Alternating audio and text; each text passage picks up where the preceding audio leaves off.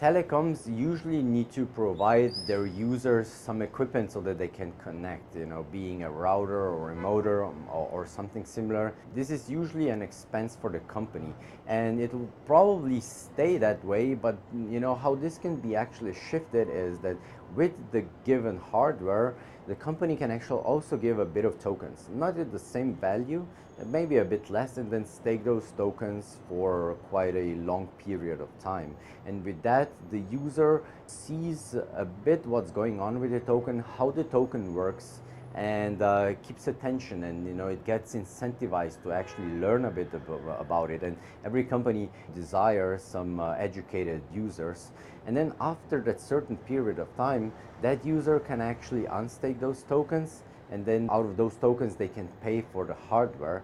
In a sense, the company then gets the payment for this hardware back that would never get, and on the other side you have a user that now owns this hardware and is also educated. Then there are some special features for telecoms that include roaming and fraud prevention.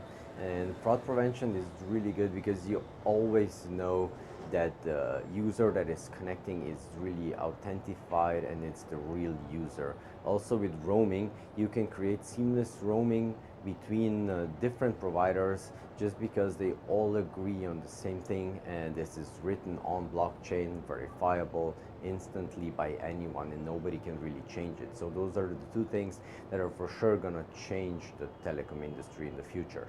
Another feature is privacy-enabled data sharing, and telecoms, they store a lot of data, they process a lot of data. They're still regulated entities. Might some crime happen? It's not unheard of, and if that happens, telecoms do need to provide some data to the authorities if it's requested.